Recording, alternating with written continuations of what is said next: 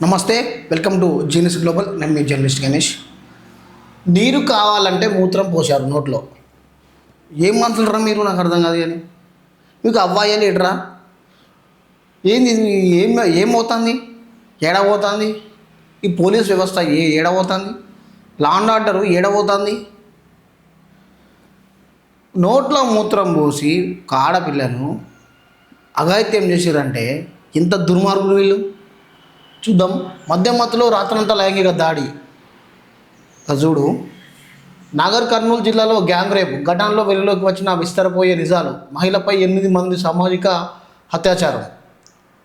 8 మంది ఒక మహిళ మీద అత్యాచారం. ఇంద్రబాయ్, అక్కడ ఉన్న పోలీసు వాళ్ళు ఏం చెప్తారు? అక్కడున్న గవర్నమెంట్ అధికారులు ఏం చెప్తారు? 6 నిందితులు అరెస్టు, పరారీలో ముగ్గురట. అరే, వీళ్ళు ఏం చేస్తారో భయ్? వీళ్ళకు ఉరి శిక్షలు ఎత్తా అంటే కూడా వీళ్ళకి బుద్ధత లేదు, నాకు అర్థం కాదు. కానీ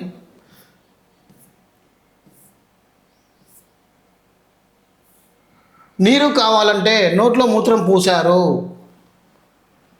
నాగర్ కర్నూలు జిల్లా ఉరవకొండలో శనివారం రాత్రి జరిగిన గ్యాంగ్ రేప్ ఘటనలో విస్తరిపోయే విషయాలు వెలుగులోకి వస్తున్నాయి. స్నేహితులతో ఉన్న మహిళను గమనించిన కామాంధులు యువకుడిపై దాడి చేసి బంధించి ఆమెపై రాత్రంతా లైంగికంగా దాడిలో పాల్పడ్డారు. అంతేకాదు, కామాంధుల చేతిలో నలిగి అలసిపోయిన ఆమె దాహం వేస్తుందంటే నోట్లో మూత్రం పోసి మరీ అఘాయిత్యానికి పాల్పడ్డారు. ఈ కేసులో పోలీసులు సవాలుగా మారింది. ఒక మహిళ ఉరవకొండపేటలో జరుగుతున్న వేడుకలకు తన ఫ్రెండ్తో కలిసి వెళ్ళి తిరిగి వస్తున్న సమయంలో ఉన్న చెట్టు వద్ద ఆగారు. ఆలయంలో పనిచేసే యువకుడు అటుగా వెళ్తూ ఆ ఇద్దరిని గమనించాడు. వెంటనే అతడు తన మిత్రులకు ఫోన్ చేసి ఇక్కడ జంట ఉన్నారంటూ సమాచారం ఇచ్చాడు. ఇప్పటికే మద్యం మత్తులో ఉన్న 8 మంది యువకులు ఆ సంఘటన స్థలానికి చేరుకొని ఆ మహిళతో పాటు ఆమె సహచరునితో వాదనకు దిగారు. ఆపై యువకుడిపై దాడి చేసి అతన్ని షర్టు విప్పి చెట్టుకు కట్టేశారు. ఆ తర్వాత మహిళపై 8 మంది కలిసి సామూహిక లైంగిక దాడి పాల్పడినట్టు సమాచారం. సీసీ ఫుటేజ్కి చిక్కిన యువకుడు బాధితురాలు ఫిర్యాదుతో ఉరవకొండ పోలీసులు అలర్ట్ అయ్యారు. వెంటనే సీసీ కెమెరాల ఫుటేజీలు పరిశీలించారు. వాటిలో దేవాలయంలో పనిచేసే యువకుడు అనుమానాస్పదంగా కనిపించడంతో అతనిని అదుపులోకి తీసుకొని ప్రశ్నించగా రాత్రంతా జరిగిన దారుణం బయటపడింది. అతను ఇచ్చిన సమాచారంతో మొత్తం 6గురిని అదుపులోకి తీసుకున్నారు, విచారణ చేస్తున్నారు. మరో 2 పరారీలో ఉన్నట్టు సమాచారం. వీరితో పాటు చివరికి మద్యం తెచ్చిన 9వ వ్యక్తి కూడా లైంగిక దాడి పాల్పడ్డట్టు సమాచారం జరుగుతుంది. వాళ్ళంతా అక్కడి నుంచి వెళ్ళిపోయిన తర్వాత ఆ మహిళ తన సహచరుడిని విడిపించుకునేందుకు ఉదయం పోలీస్ స్టేషన్కు వెళ్ళి ఫిర్యాదు చేసింది. ఆలస్యంగా వెలుగులోకి వచ్చిన ఆ సంఘటన ఇప్పుడు రాష్ట్ర వ్యాప్తంగా సంచలనం రేపుతున్నది. ఒక్క ఆడపిల్ల మీద 8 మంది అఘాయిత్యం చేసిరంటే అరే మీకు కొంచెం బుద్ధి ఉన్నారా భయ్? మీరు మనిషి పుట్టుక కొట్టిర్రా, గాడిద పుట్టుక కొట్టిర్రా? అరే మీ చెల్లో, మీ తల్లో, మీకు చుట్టాలో మీకు ఎవడన్నా ఉంటే మీరు అదే పని చేస్తారా మీరు?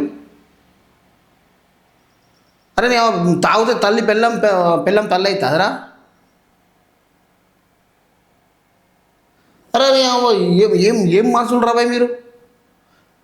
వీళ్ళను పట్టుకపోయి నిజంగా దుబాయ్లో వేసే చట్టాలు వేయాలి. రేపు చేస్తే మర్మంగానే నరుకుతారు దుబాయ్లో, మర్డర్ చేస్తే తలకాయ నరుకుతారు. గట్ల తీసుకురావాలి ఇక్కడ. గట్ల తీసుకొస్తే ఈ తెలంగాణలో ఒక్కొక్కరికి వణుకు పుట్టాలి. మద్యం మత్తులే కాదు ఈ మొగోళ్ళు చేసేది, గంజాయి మత్తు, డ్రగ్స్ తీసుకొని చేస్తారు ఈ మొగోళ్ళు. ఇక గంజాయి తాగిన అయితే ఏమన్నా మేరిచ్చినాం అనుకో కథమే వాని పని. ఇక వాని సంపేదాకా వదిలిపెట్టరు. అరే ఒక అమ్మాయిని